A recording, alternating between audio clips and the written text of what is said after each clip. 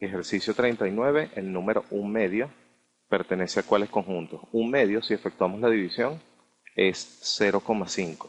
El conjunto n es el conjunto de los números naturales. Los números naturales son los enteros positivos y el 0. Este número no es un entero, por lo tanto no pertenece al conjunto de los números naturales.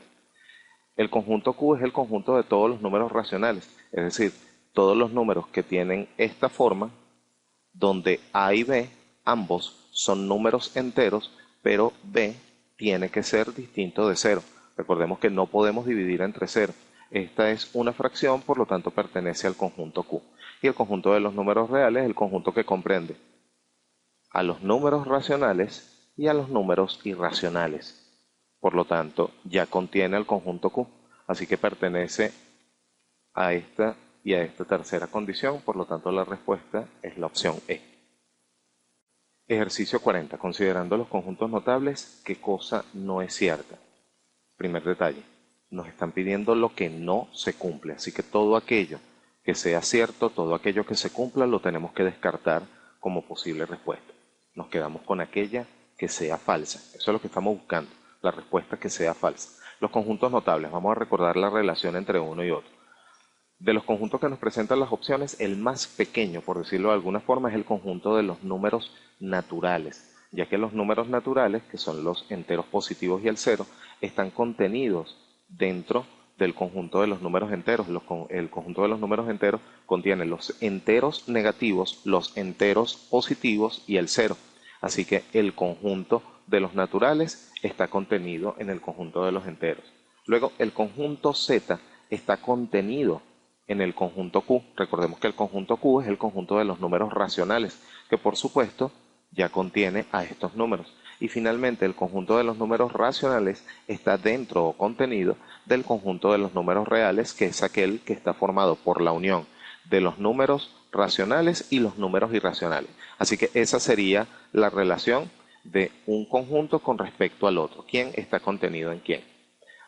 En la opción A, me dicen que el conjunto N está contenido en el conjunto R. Por supuesto, si N está contenido en Z, por supuesto va a estar contenido dentro del conjunto R. Así que esta opción es verdadera, por lo tanto no puede ser la respuesta.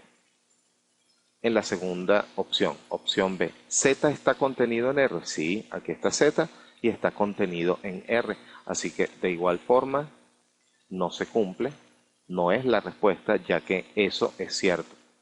Opción C, Q está contenido en Z. Vamos a ver, Q solo está contenido en el conjunto R.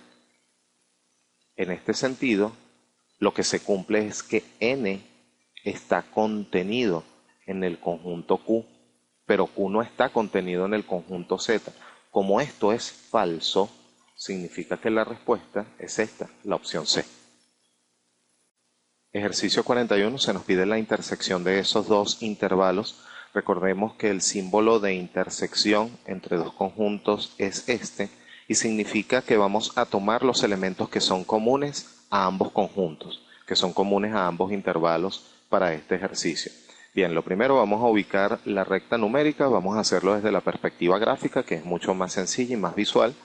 El primer intervalo, menos 12,6, formalmente deberíamos colocar para fines gráficos, utilizar notación abierta, que es la que corresponde al paréntesis, y notación cerrada, punto cerrado, que corresponde al corchete.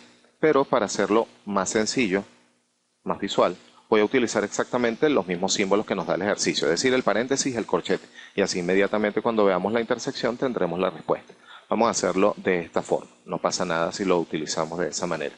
El primer intervalo entonces sería este, ahí están todos los elementos contenidos en ese intervalo. Vamos ahora con el segundo intervalo, que es el menos 7, 8. Exactamente igual, colocamos menos 7 y 8 y voy a utilizar el corchete y el paréntesis tal cual como lo indica en este caso ese intervalo. Los elementos correspondientes a ese intervalo se notan claramente y podemos ver que los elementos comunes están encerrados acá, ya que es aquí, en esta región, donde vemos que se cruzan las dos líneas, donde vemos la intersección. Por lo tanto, la intersección está entre menos 7 y 6, quiere decir que la respuesta es la opción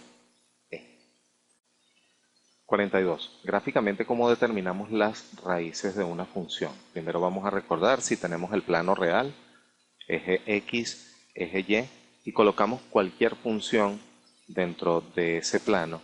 Las raíces vienen determinadas por los puntos de corte con el eje horizontal, es decir, con los puntos de corte con el eje X.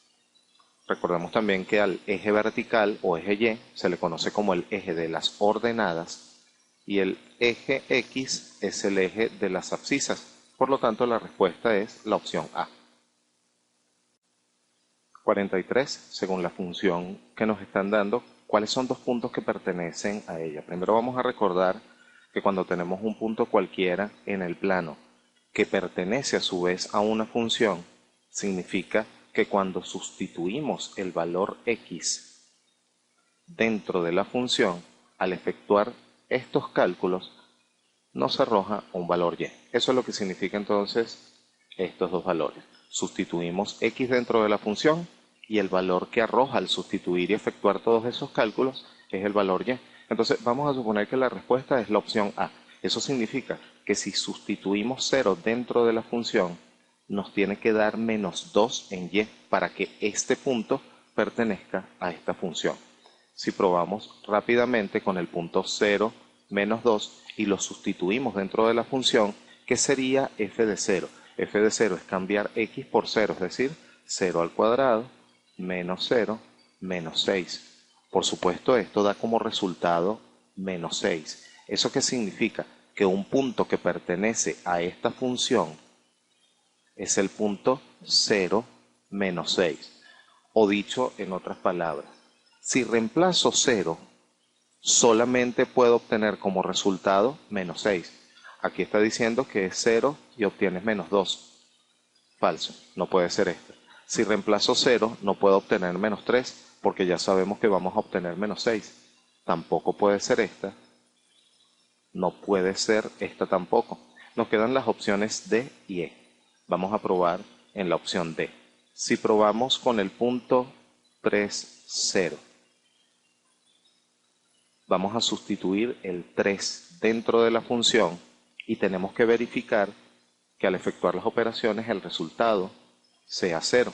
Si sustituimos el 3, sería 3 al cuadrado menos 3 menos 6.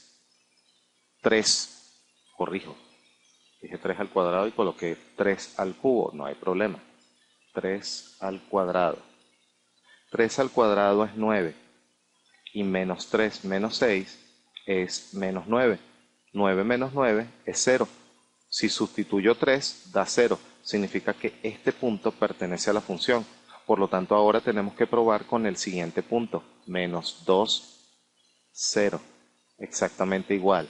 Si ahora cambiamos X por menos 2, ¿qué va a ocurrir?